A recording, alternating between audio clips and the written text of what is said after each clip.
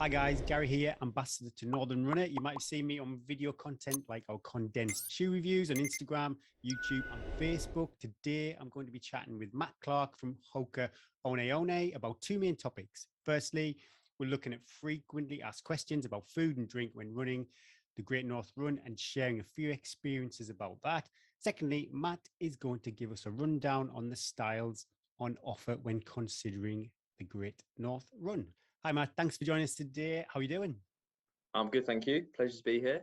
Yeah, I'm really excited to find out a bit more of the Hoka range, a bit of a kind of kit geek. So that'll be great for myself and our listeners. But first, I thought it'd be good if we could share some of our experiences with the Great North Run or maybe other big city road races.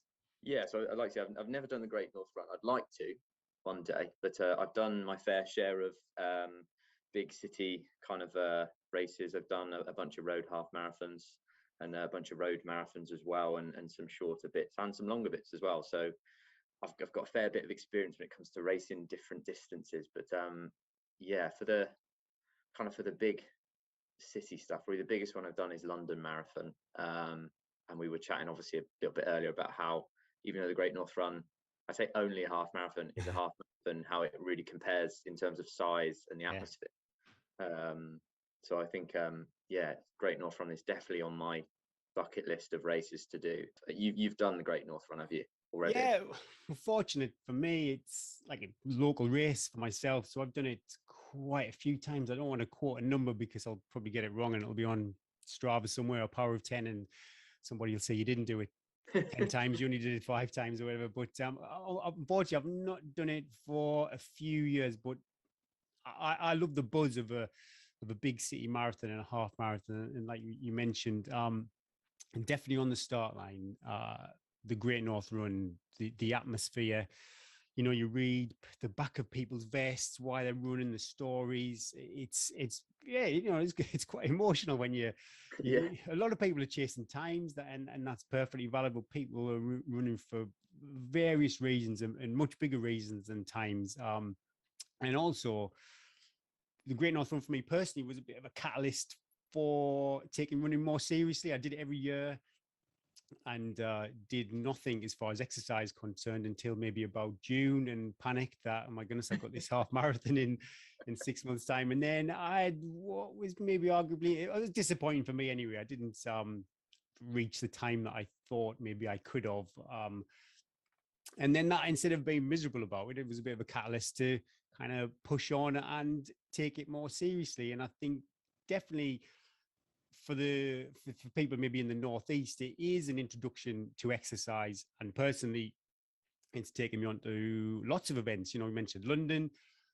I've done, my goodness me, I've done Berlin Marathon, which was phenomenal. I've got family in Finland. So we went to Finland and did the Helsinki Marathon, Paris, Amsterdam. So without the Great North Run, I'm not too sure if I'd have experienced any of that kind of stuff and events. So very grateful to the Great North Run. And also, I think I mentioned earlier, I get goosebumps but on the starts of the big races. So yeah, really fond memories of the Great North Run. Yeah, it's really interesting what you say about that being the Great North Run being the catalyst that's like propelled you into these other races.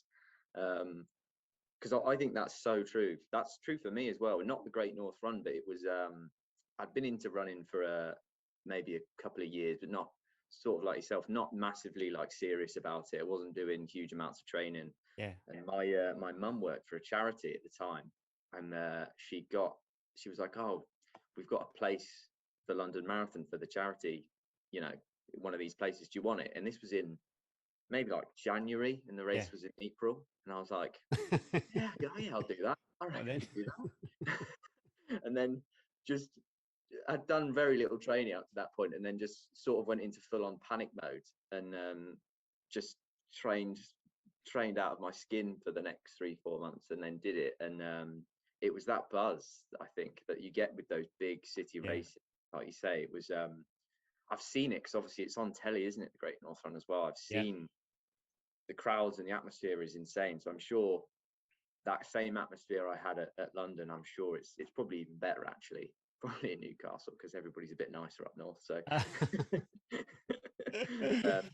but yeah, that buzz I think was what really got me into it, because sort of from then on I've sort of moved. I've done a lot of road stuff and a lot of trail stuff and a bit of fell running as well. So it's, I think I'm same as you. I think those city races are what the catalyst that propels you into Yeah. the bigger. You really sort of like opens your eyes to what you can do. Okay, okay, right. Should we move on to some frequently asked questions? First one, I suppose, which comes up quite a lot. What should I eat the day before or the build up to the Great North Run? I've got my own opinions on this. What about yourself, Matt? So my main thing is, don't do anything that's too different to what you would normally do. Like I've heard, I'm guilty of this. I've done this in the past. Um, and you hear stories about people doing it, is like carbo loading, but way too much. So Yeah, just getting on things like the pasta and bread and just eating way too much of it, yeah, and then feeling really sort of sluggish and horrible on race day. yeah, You kind of want to avoid things that are particularly fatty or particularly heavy. I try and eat sort of things that are quite light. So things like for dinner the night before, I'll usually have something with rice yeah, in it, and just decent amount of carbs and something that's not too heavy. But I think the key thing is just don't overdo it, and don't do anything that's out of what is normal for you. I think yeah. trying it fairly consistent, because if you do just go and carbo load like you wouldn't normally do, your body's just going to be like, what are we doing different? And you'll struggle. So I think my main bit of advice, yeah, is just keep things fairly consistent. Pretty similar for me. Again, keep it simple, keep it clean and light. I would try, personally, I know there's some kind of stories from football. I think was it Wimbledon Football Club used to have fish and chips before a match. I Yeah. think that was quite, Yeah. you know. Well, personally, I probably wouldn't do that. And also, it doesn't really apply to the Great North Run, but sometimes you see at expos, and I'm guilty of this, trying every little snack and goodie that's on offer. Maybe I'd leave those until the next day or something like that. Yeah. Yeah, it all depends if what your goals are. If your aspirations are for like a high performance on the day, then maybe you approach this a lot more seriously. But yeah, for myself, I would avoid anything too fatty. I wouldn't be so interested in maybe protein at that point of my training, and maybe carbs. And if I'm being really picky, I would try and be efficient with my carbs as opposed to calories. So again, I wouldn't want to consume lots of food.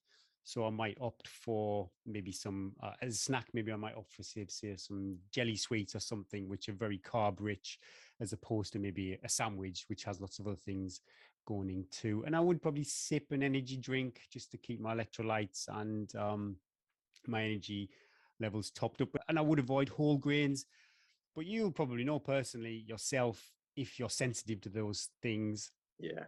But yeah, just some basic, maybe could watch out your fiber, high fatty foods, and maybe avoid too.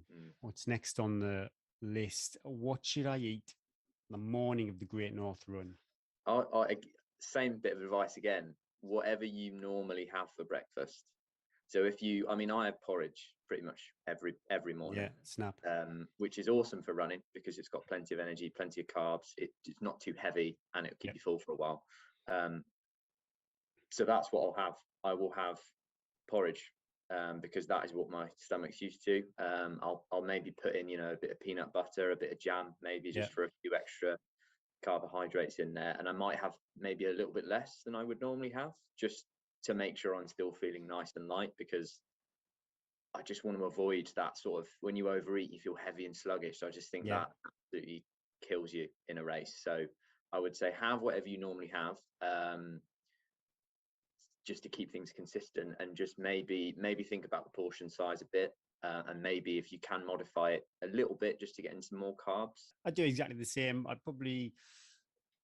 Maybe you wouldn't have the jam. I'd probably go for honey instead, like a less refined product. And I eat quite a lot actually. I'm not too sure if that's just me being greedy, but I would eat a lot. But I would eat quite early. I'd probably have my breakfast, big breakfast. It could be, depending on when the event starts, it could be say 2-3 hours before the race. Yeah. but then I maybe on the start line have a gel or two, a banana, something again that I know agrees with me. And yeah, maybe 15, 20 minutes. But again, with the Great North Run, it's probably a good tip. The start time might not be when you actually cross the line. So depending on which pen you're in, I'm not too sure. Maybe if you say right at the back, for example, it could be a good maybe 10 minutes before you cross the line. So maybe bear that in mind when you if you are going to take a gel or two or something before the start of the race. I would drink a lot quite early, maybe again a sports drink to get some kind of carbs in without consuming lots of food. But I would do that early too. I wouldn't be guzzling a bottle of water when I'm standing in the pen because that's not going to be great for me. I No. know definitely Great North Run, there are no toilets from memory once you get inside your starting pen. They're all outside and the queues are massive. That's a really good point about eating and drinking early. Yeah, you definitely want to leave enough time, don't you? Yeah. Like I say, I'd say at least a couple of hours. And also, if you have, I know it's not necessarily to do with food, but I would start your journey to the start if you've got that luxury of 30 minutes earlier than what you think you're going to need, because yeah, it's a busy day getting to that part of Newcastle. Depending if you train, car, whatever, however you're going to get there, it will probably take you longer than you think. So I would definitely set off 30 minutes early. and the less stress on the morning of the race as well, isn't it? If you were there with plenty of time, you're going to be less worried, less stressed, less hassled. Yeah. You're going to be much more chilled and relaxed, and that's huge as well, isn't it? Just being on that start line, being ready to go, and not being, in a rush will make a huge difference. I mean, I once turned up to a 10-mile road race so late that I got my number, ran to the start line, pinning it on my vest, and then had to run basically without stopping from the number 10 over the start line and started the next one, which meant I ended up doing about a mile extra. I had a shocker, so I don't want to do that.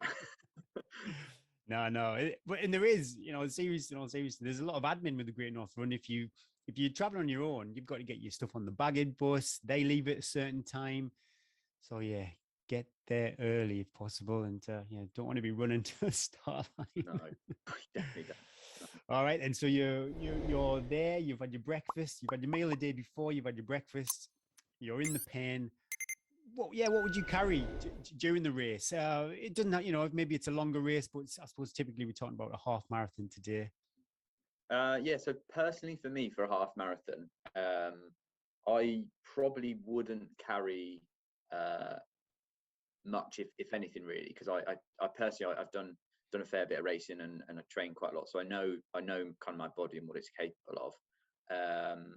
But I think, I might have a gel as a backup potentially, just in a, stashed in my shorts, something like that. But for a half marathon, I probably wouldn't carry anything. But for a marathon, certainly I would have at least a couple of gels, I think, because as you get past that 2-hour mark, your body's pretty depleted usually of glycogen. It's going the wrong way then.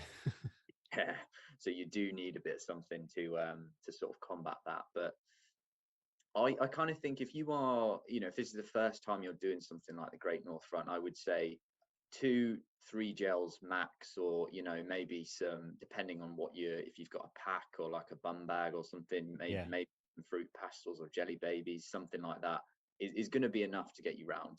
You're not going to need to take 15 gels with you or loads of food, because you're just not going to be out there. It doesn't matter how fast or slow you're running the race, you're not going to be out there long enough to really need all that stuff, and it's just going to slow you down. So well, I'm similar. I would probably take more gels personally, but because I can tolerate them. I know I don't want to say to somebody take a gel every 20 minutes or every 30 minutes, because it might be really sensitive to somebody's tummy. Hopefully they know where they are with nutrition on the run. They practiced it, and maybe they've even practiced with the brand that is available on the day. I'm not too sure of the sponsor this year. But personally, because I can tolerate it, I would say every 20 minutes or so, I would take a gel. And I'm a bit of a geek, so I'd have a little alarm set on my watch and it would beep every 20 minutes. I don't do that based on miles, because some miles take longer than other miles. So I would be quite regimented with the actual time as opposed to distance. And it would just beep every 20 minutes. And again, if I'm being really geeky, I would check what is available on each drink station. Some have Yeah. gels, some just have water, some maybe have a sports drink. And that's how I would do my kind of gel strategy. But it would equate to roughly 20 or 30 minutes of energy. I would take something in. Yeah. But again, I don't want to say that's good for everybody because some people just don't get on with gels at all. So it's very personal, but personally, that's how I Yeah. do it. It's such a tough one, that, because you really need to practice it in your training. I think Yeah. if you're going to take on things like gels, you need to find a brand that works for you, because certain brands put different things in the gels, and certain things might disagree with you. Yeah. So find a brand that works and stick with it. And I think you made a really good point there. If you can find out what's going to be on the feed stations, definitely give that a go, because Yeah. if you find you haven't brought enough, and you're like, oh God, I really need something, and there's a gel on offer at a feed station. Yeah. If it's something you've never tried before and it doesn't agree with you, I know from personal experience, Yeah. could really slow you down as well. Yeah. So I made a lot of mistakes in my first ever marathon. That was London, and I did that, and it wasn't gels, but they had I think it was the Lucasade energy drink available. Yeah. I think it was like the last feed station before the end, and I was just absolutely felt rubbish. And I was like, I'll just nab. They had bottles that you could nab, and I nabbed one and had some. I really regretted it, because it was the first time in years that I had Lucasade, and it did not agree with me at all. So yeah, I think if you can train with what's on offer, you've sorted. Yeah. Moving on to anecdotes and stories. Any good days and bad any good days and bad days stories, Matt? I've got plenty of bad day stories. So it's yeah, I've probably the worst I've ever had was when it comes to sort of nutrition and getting it wrong, was an ultra marathon I did a few years ago called the Highland Fling. And it's like 50, just over 50 miles, and they've got a really awesome system where you can put food in drop bags, and they will cart it to all the checkpoints for you. So every like 10 to 12k, you can top up and have a few bits to eat and keep going. And I'd meticulously prepared all of these drop bags. I'd put everything I thought I would, everything I trained with, everything I'd want in each drop bag, and I was really pleased myself. Thought, I've nailed this, I'm gonna have a great race. Got to the first checkpoint and was like, nah, I feel fine, don't need anything. Oh, Matt. Yeah, cracked on. Got to the second one and was like, absolutely just, yeah, I was done in. And I looked at what I had in my drop bag. I was like, I don't want any of that. For like having trained with this stuff, I was like, no, I can't face it. And so basically they had a table where they had all the discards from everyone else that was ahead of you, like the stuff they didn't want, they just put on a table and you could take from it. Yeah. So this is obviously pre-COVID. And I just remember seeing some orange juice on there. So I was like, oh yeah, that looks really good. So I had some orange juice and then carried on. And I was about halfway into the race point, and all I'd had was a bit of orange juice. I'd basically done about a marathon on the trails, and my stomach went head over heels. Couldn't take anything in, and I basically just walked it in from there. So that just reiterates, if you have a plan and you've got the food that works, stick to it, because yeah, if you go a bit rogue like I did, it will just go wrong. And obviously it's not the same for a half marathon, because you've got you're not out there for as long, but the basic principle of having a nutrition plan still applies there. Did you muster up the energy? I know it's got a lovely finish at the Highland Fling. Did you walk the finishing funnel, or did you manage to run that bit for the photograph? Oh, I ran that bit, but I think maybe I was running till about 35 miles in, and then there's a really technical section along the side of Loch Lomond, and I ran all of that, and it was after that it kind of opens out, and I just died and walked maybe till about mile 50, and then I think it's 53 miles off the top of my head, I think so, and then sort of jogged the last 3 miles in, and yeah, it wasn't my moment. Yeah. I turned up ill one year at the Great North Run. Talking about our nutrition advice. I don't know if I was poorly just a bad coincidence, or I ate some of the football match the day before I shouldn't have. Maybe that's the truth. Yeah. Anyway, yeah, it turned up and just didn't feel great. And then as a result, I couldn't eat. I just couldn't face eating anything. And luckily, you know, a half marathon isn't an ultra marathon, so it's over relatively quick. But yeah, it wasn't a very pleasant day. And the photographs afterwards, I did it for Motor Neurone Disease charity, and I just look wrecked. I tried to put on a brave Yeah. face, but yeah, not great. I think I was trying for a PB that day and it didn't happen. Another bad race, not food related actually, but is relative to kit. I got obsessed with the really most lightweight race and flat shoes. And I think at the time the brand were building them as a like a sub 2 event shoe. Oh, I think I know the Um, one. Yeah. yeah, I think it was actually called Sub 2, the trainer. Yeah. And after about 17 miles at London Marathon, it was quite apparent that was a terrible decision because it was just every step was just massively, just so much pain. Yeah. Very uncomfortable day, terrible idea. But we did it, you know, and lessons learned. I won't do that again. I've done a similar thing. Um, it was like a 50K race in the Alps, and I I went through a phase where I was like really obsessing over the weight of everything, and I was like thinking that, you know, if I shaved as much weight as I could off everything, it would make me really fast. And it never does. You're cutting the labels off your jacket and stuff, are you? Yeah, and like, I was thinking, like, instead of actually just running more and training harder, let's Yeah. get lighter. But I had these really good pair of sort of basically sort of trail racing flats, and they they were not enough, just not enough. So you just feet are battered, and yeah, it's horrible, that feeling. So if ever there was a better advertisement for Hoka, this was obviously years ago when I first started running, and before I'd even tried Hoka's, Yeah. and worked for Hoka. And if ever there was a better advertisement for Hoka, that day was it. More protection needed. That's Yeah. probably why Hoka were born, from all these really tough days on the trails. Well, we were born in the Alps, so bit of sort of background info on Hoka. It was two French trail runners that Yeah. started Hoka, and the idea was more protection for the long alpine descents was the initial kind of like sort of hypothesis that they wanted to test out, and they certainly, you know, nailed that. So yeah. Yeah, definitely. I've got one more bad day, and then we'll go to positives after this.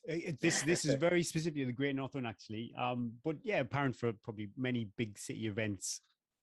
The beginning of the Great Northern is very, very crowded, and maybe for the first 2 miles, you'll find yourself weaving through lots and lots of people. And what happened this year, basically, you know, I had a racing plan. I had this time that I wanted to achieve. And I think after 2 miles, every split, 2 or 3 miles, every split wasn't what it should be. So I thought the best thing I can do was try and make up that time over the next 2 miles, which resulted in me running way faster than what my body was capable of. And I think after about 7 miles, that was it. It was empty. It was a pretty hot day. I did slow it right down after that, and then the last couple of miles, it was okay. But my advice, whether I'd listen to my own advice if I had this situation again, but my advice would be, after 3 miles, you've got 10 miles to make up those, maybe that minute and a half you've lost. Try and do it over a longer Yeah. distance as opposed to run 2 miles at 30 to 40 seconds a mile faster than what you want. And because I think I got to, like, say, 6 mile in, I thought, great, I'm back on pace. And then 7 mile in, it was like someone had just put a piano on my back, and it wasn't great. It's all about sort of consistency of effort and pace, isn't it? It's like if you can maintain a sort of consistent pace that you know is quick for you for the entire race. Yeah. From like an energy consumption point of view, it's so much more efficient. It's when you, like, if you have to speed up, if you know you're really picking up the pace for a bit, that uses so much more energy than if you're just able to maintain a consistent rhythm and speed. And I think it's sort of, if you get it comes down to, if you go too fast at the start, which I don't know, I've done I've done that so Oh, many wow, times. yeah, yeah, It's so easy to fall into that trap because you yeah, feel, especially at like something like Great North Run, where there's the atmosphere at the start. It's a huge race, and you get that adrenaline, and you're raring to go, yeah, and then everyone else around you as well. And especially if you're having to weave, you're probably just going to be going.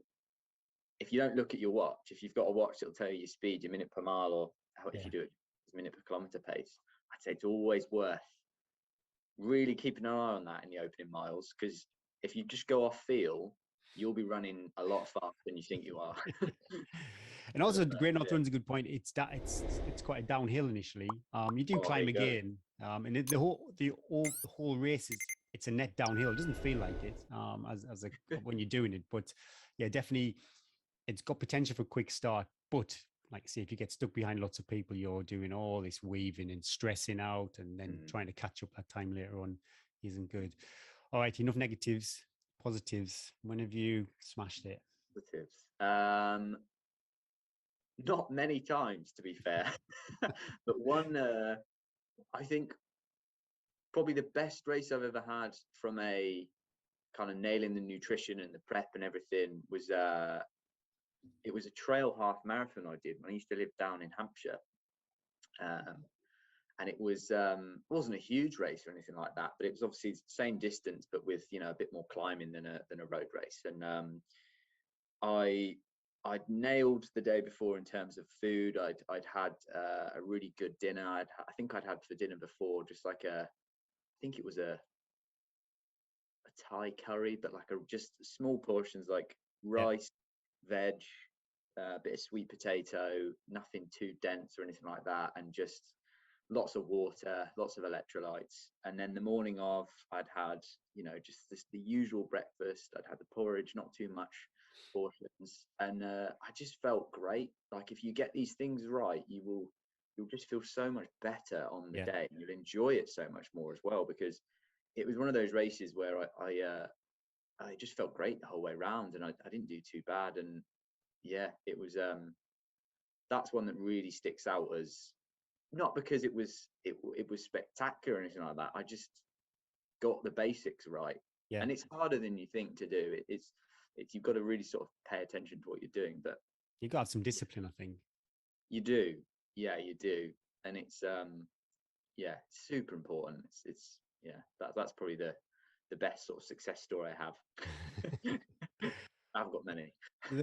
For me, the memory is probably like, say, when the Great North Run opened up all these other events, I got pretty obsessed with running marathons, and like a lot of people, I suppose they try and hit the 3 hour target or sub 3 hours. In 2016 in London was the first time I broke 3 hours, so that's a significant kind of memory for me. And it was basically a combination of, I tried the marathon a few times, and or the 3 hours, and it never went to plan. So learning of these issues that went wrong, I knew training had gone well.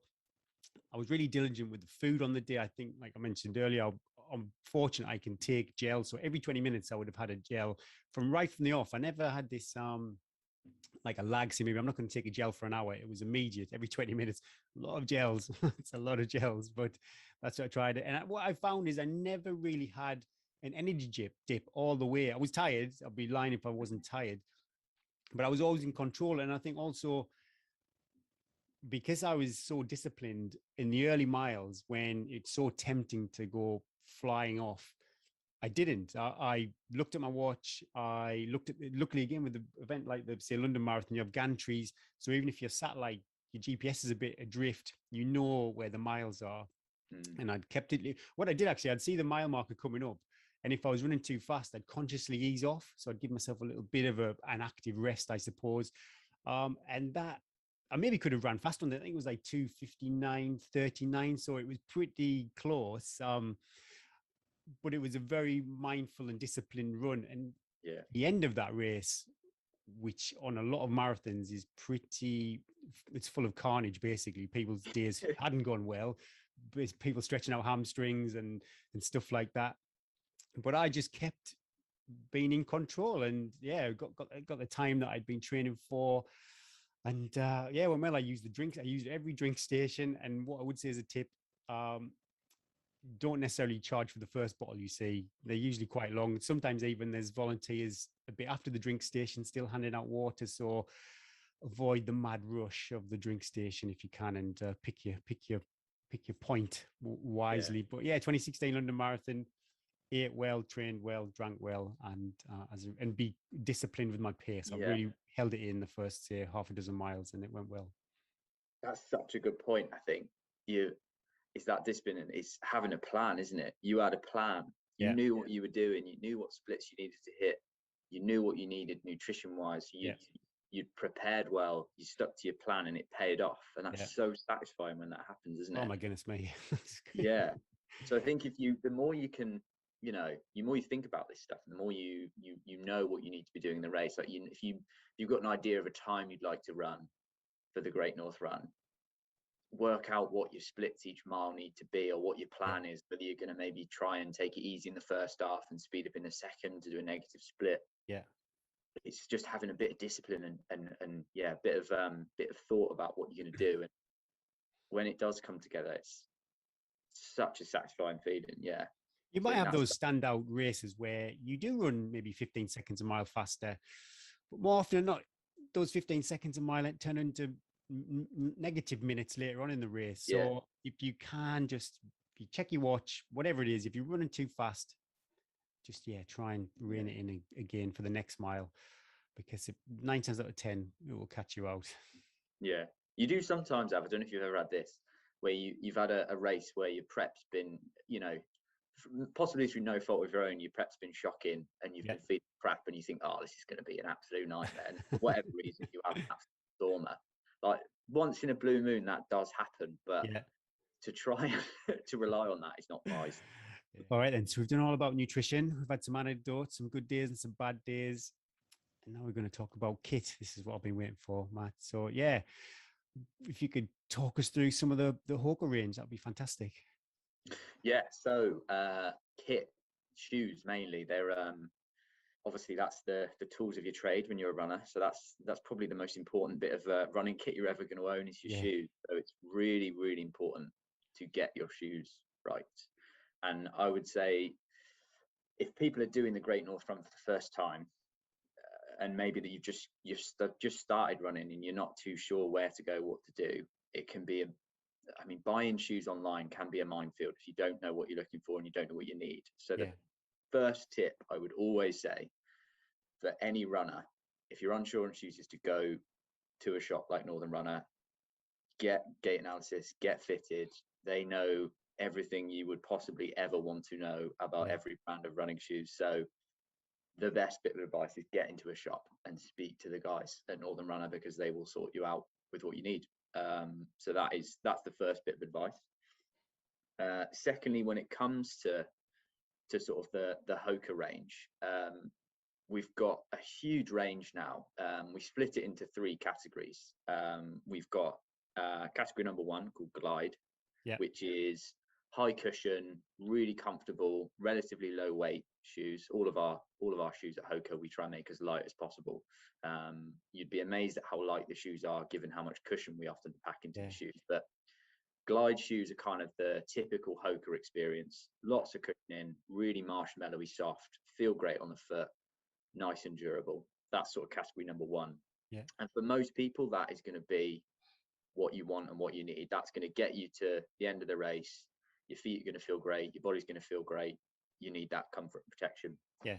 Category number two, we've got, it's called Fly, which is kind of a bit more edging towards the speedy, faster shoes. So the racing shoes and the tempo shoes.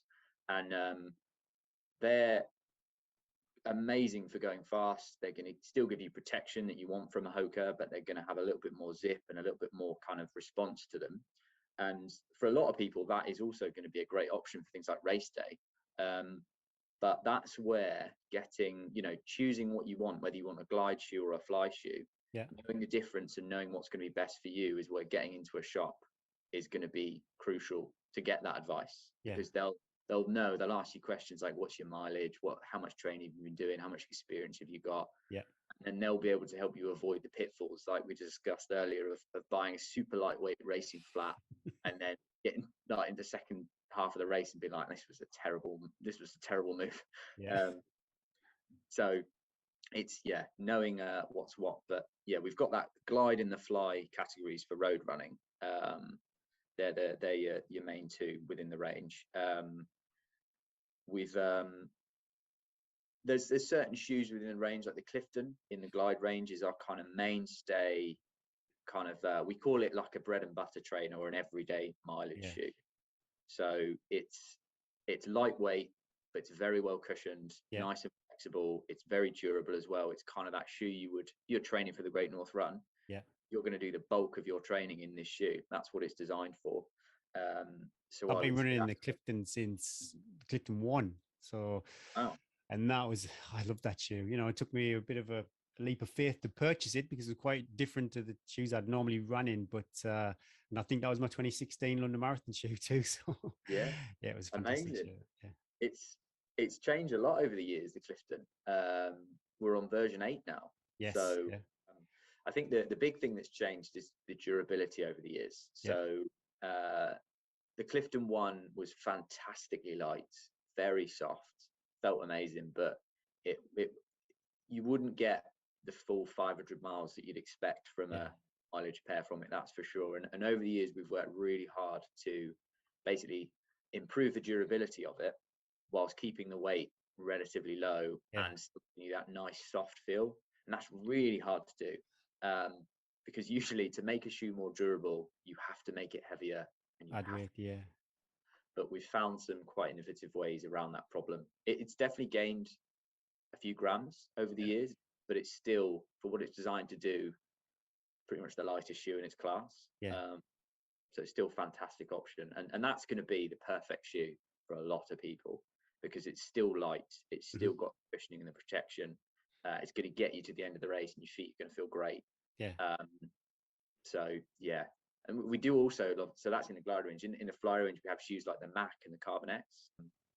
Both the Mac and the Carbon X, well, all of the fly range shoes, have got a slightly different cushioning technology. So we have a technology we call ProFly, which we put into those fly shoes, so the faster, sort of speedier shoes. And it's basically having two different densities of cushioning. So you have two different materials that we put into the midsole of the shoe. And we put them one on top of the other. So on the top, we've got a really nice soft layer of cushioning that feels great, gives you that protection. And then beneath it, the bit that's in contact with the ground is a much firmer, bouncier layer that gives you that speed. So when you're running, you have a balance of basically propulsion and protection. And it works. It feels great. It still gives you a good level of comfort, but you do have that response that you need in a speedier shoe as well. Oh, awesome. Well, the Carbon X are definitely on my radar for. Luckily got two big road marathons, London and Valencia, if COVID allows the travel. So Very well, good. Carbon X is for that marathon distance. It's such a good shoe. It's got plenty of cushioning and it's still very light, but it's just ludicrously quick because it's got that ProFly and it's got the carbon plate in there as well. It's it's crazy quick. And that's one thing actually is it's so easy to get sucked into thinking I'm racing a road race, I need a carbon plated road shoe. And you've really got to think about that because they definitely do make it easier to run fast, but it's, despite marketing claims, no shoe is gonna actually make you a faster runner. You're the one that still has to run the time. It can't give you more than what you put in. So no, it's just the shoe. Certain shoes, especially ones with carbon plates, will make it slightly easier to run quicker. But you still have to. You're the one that's still got to do the running. Do they come into their own when you run faster? So I don't know about your speed. Yes. There's a bit more to it than that, but there's the way plates usually work in shoes is a shoe without plate. When you're running, when your foot hits the ground, the shoe will flex with the movement of your body in a standard shoe. And when that shoe flexes, some of the kinetic energy of your foot strike will be lost in the flexing of the shoe. So the shoe will bend, and that energy that propels you forwards, some of that will be lost out the sides of the shoe, basically. When you put a carbon plate in the shoe, suddenly that shoe's very stiff, and there is a lot less flex to it. And when your foot comes down, you imagine sort of this is the heel, this is the forefoot. As you roll through, traditionally, a traditional shoe will flex a lot. Carbon plated shoe will flex much less, and much more of that energy is transferred into forward propulsion. So it does make you, it's, from an efficiency point of view, it's a bonus. What we do in the Carbon X is, because all of our shoes have a rocker, whether they have a carbon plate in them or not, all of our shoes are curved from heel to toe. So it's basically, the shoe is like that rather than flat. And that naturally gives you an efficiency boost. And what we do in the Carbon X is we use that plate to maximize the angle and the shape of the rocker. So our carbon plate is actually curved as well. And what that does is it exaggerates the rocker, which basically gets you to go from heel to toe even smoother and faster than you would normally, which is what makes that shoe quick. The plate isn't like a spring, like a lot of people think in that shoe. It's not giving you extra bounce. It's just maintaining the shape of the rocker and making you more efficient from heel to toe. And it speeds up your leg turnover, which allows you to run quicker. It doesn't make you quicker. We do, though, have another carbon plated shoe called the Rocket X, which is a bit lower to the ground. It's more aggressive, and it's much flatter. And that works. That relies on you putting enough force through the shoe to bend that plate slightly and then bring back to its original position. That shoe does require you to be running sort of reasonably quickly to get the most out of it. But yeah, when it comes to weight of the shoes, that is something it's very easy, like we talked about earlier, it's very easy to get hung up on, because you can think, right, that shoe's 5 grams lighter than this one, so I'll go for that because it'll shave me a few seconds off, and it might, but it also might not, because it comes back to working out what you actually need from a shoe. If you are, if this is your first half marathon, it's probably better to err on the side of caution and go for a shoe that might be a tiny bit heavier but has a bit more protection than the lightest weight racing flat on the market. And it is so easy to go into the shop and pick up just after the lightest racing flat you can get, and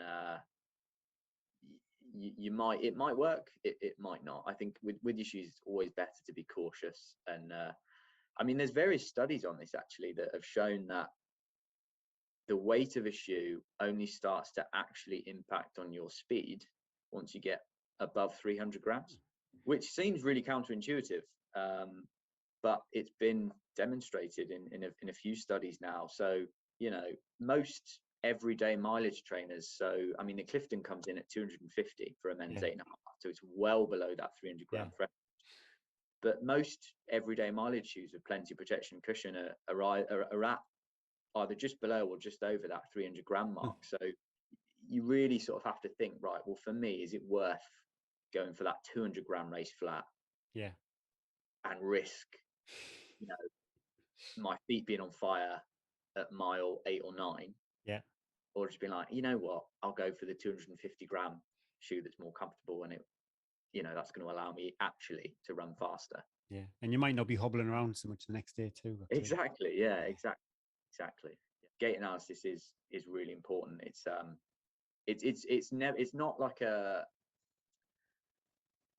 not always an easy thing to measure your gait, but it is really important to get it done, to work out if you do need that support from a running shoe or not. But what I would say is that the biggest thing with any running shoe is always comfort. If you have your gait analyzed and you're told you need a stability shoe, and you put said stability shoe on, and if it feels rubbish, say, because the guys in Northern Runner will take that into account, because this has been proven in studies as well, is that comfort is the most reliable indicator of whether or not a shoe is suitable for you.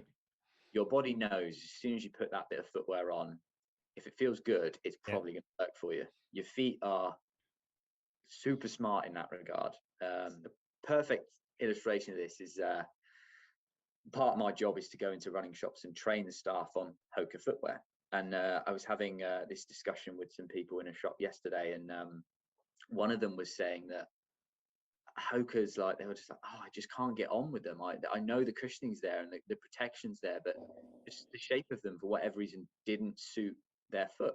Yeah. And the other member of staff was like, I completely disagree. I think they feel amazing. As soon as I put my foot in it, it just feels beautiful. Yeah. Well, there you go. You've got to. This is why you've got to go to a shop and try these things on. Yeah, I think that's about it, Matt. I'm really curious though. You were on the starting line of the Great North Run. What shoes would you be lacing up that morning?